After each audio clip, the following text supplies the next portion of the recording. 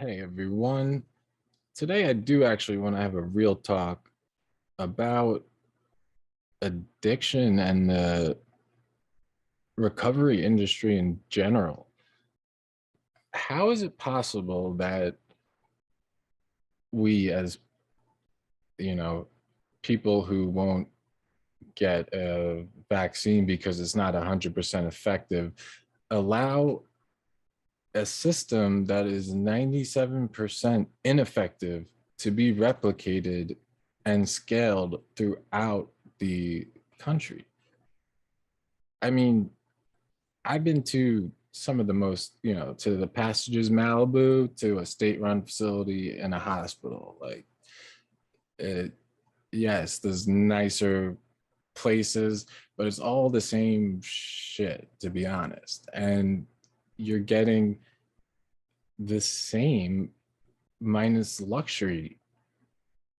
It's sad. They insurance, because it's so expensive, these places, the insurance only keeps you enough to the point where you're not ready to leave when you do leave. Like, there are detoxes where they give you detox medication so you're not sick the whole time you're there. They even give you it the day you leave. So then you're sick when you're out.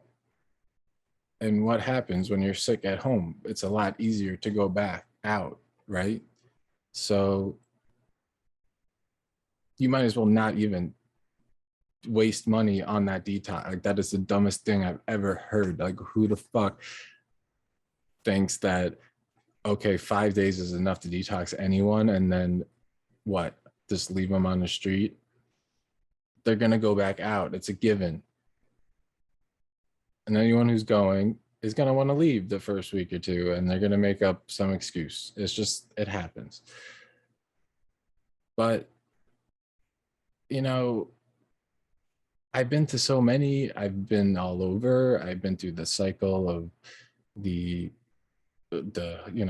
you go first, you do the outpatient, then you go into, if that doesn't work, it gets more serious, and you go inpatient, where you do detox and rehab for like 30 days, then a halfway house, an outpatient type of deal, and then you kind of fall back and then try it again, and this time maybe you stay inpatient for 90 days.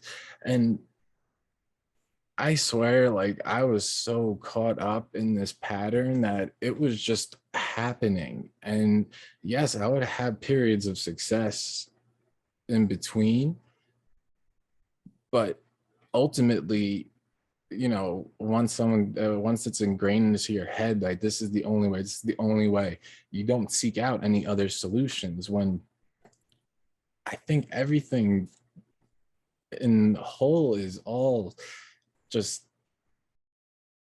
it all depends on the actual play. Like, even some meetings today, if you would go, it all depends on the people who are there. And it's really, I don't know, I don't feel like there's been any progress in the, except a lot of open beds and a lot of people waiting. There's people who want to get help right now, and this might be the only chance, because you tell them, oh, it might take 2-3 months. What do you think they're going to do for the next month? Like, if someone's really willing to do it right then and there, they should be a bed open and available. There's no excuses. We don't even talk, you don't even hear it in the news anymore, the war on drugs, because there is, I mean, they're not fighting.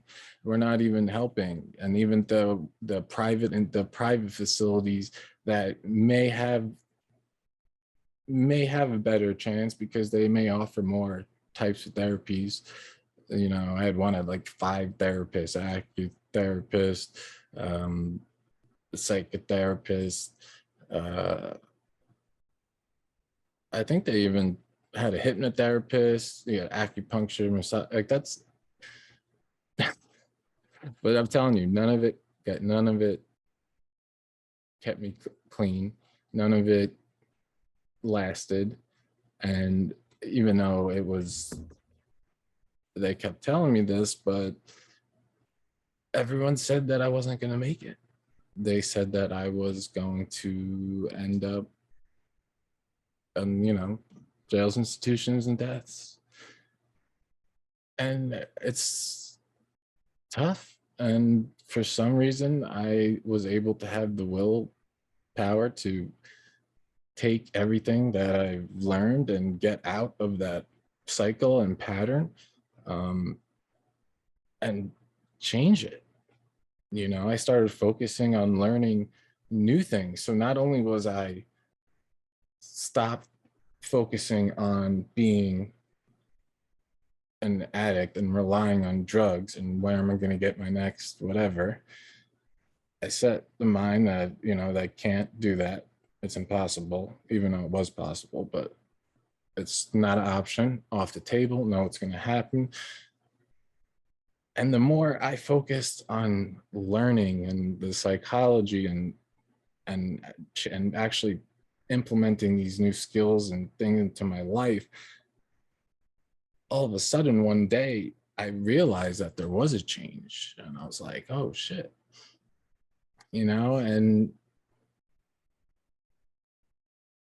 I have to say it's because I wasn't thinking about it every single day. I wasn't counting days, and all of a sudden I had years. And I think that's the problem, is you're so focused that when you do slip up just once or whatever, you're like, oh, I just lost 460,000 hours and whatever, like those counters. It's like crushing and demoralizing, and people don't want to go back. And I don't know, that's just, I don't like that, and I don't like, I've lost so many friends already. Everywhere I go, it's like, I don't want to, if that's something you're into, I can't really associate with that right now, because I just don't want to deal with what's inevitably going to happen. I'm not saying I'm a saint, like I have my own vices, but there's a few things now that I know that I personally like a little too much.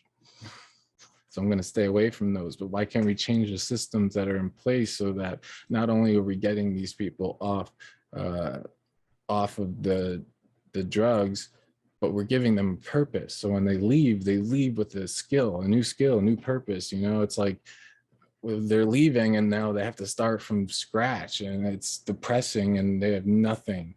And where's the hope? Where's the inspiration? Where's the strength there? You're really beating them to the ground and giving them nothing, and just hoping that they just fall back, hoping they don't die and they could pay your readmittance fee, drug test you an extra time a week so insurance pays more.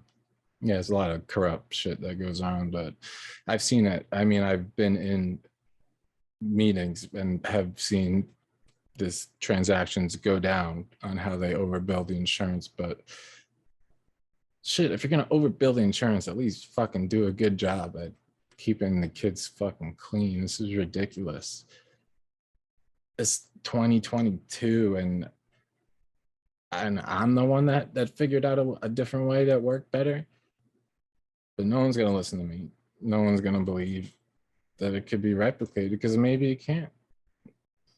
Because it was something that I had to do, like I had to do it for me.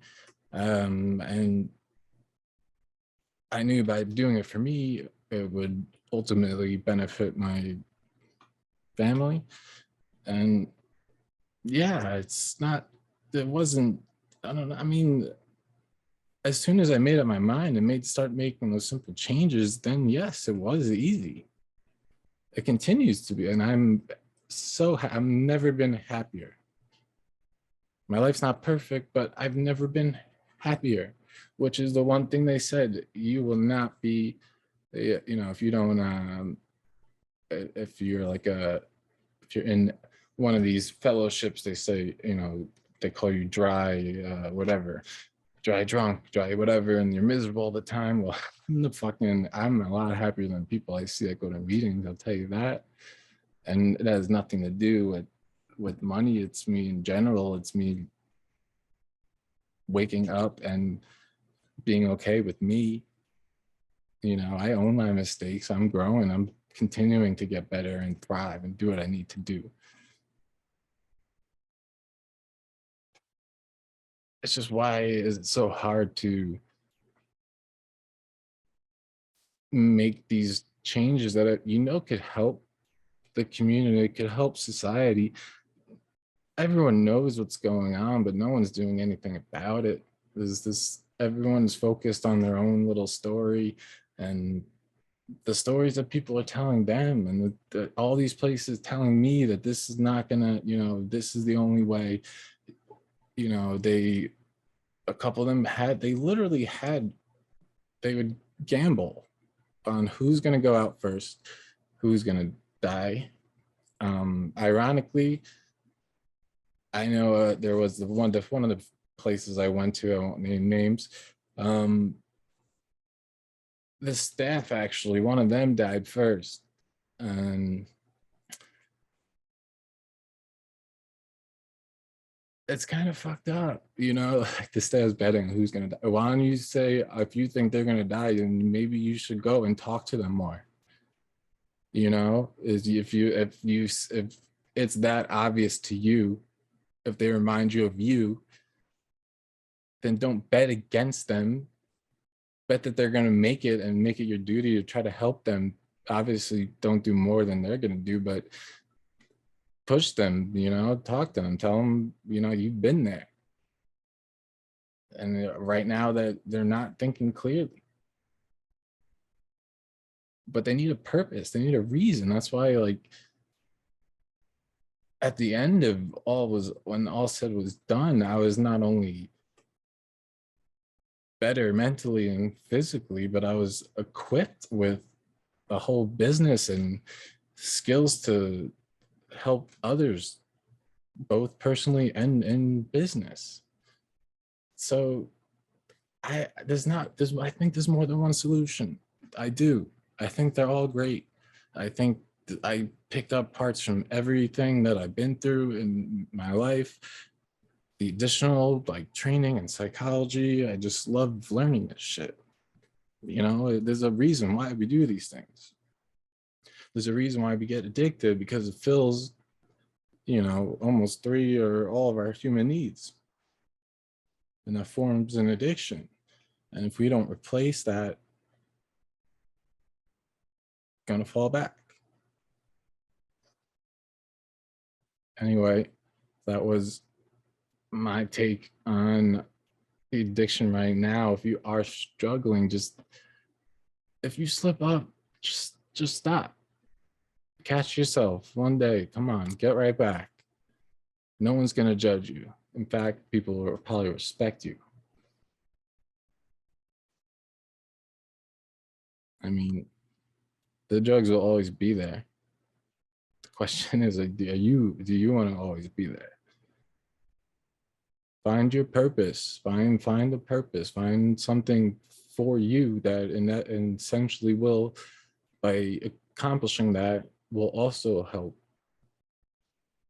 the people around you, your family, if you have kids. But you can't take care of them if you can't take care of yourself. Anyway, this was Adam Rubin, Real Talk with Rubin, brought to you by Resilient Life, and I will catch you on the next.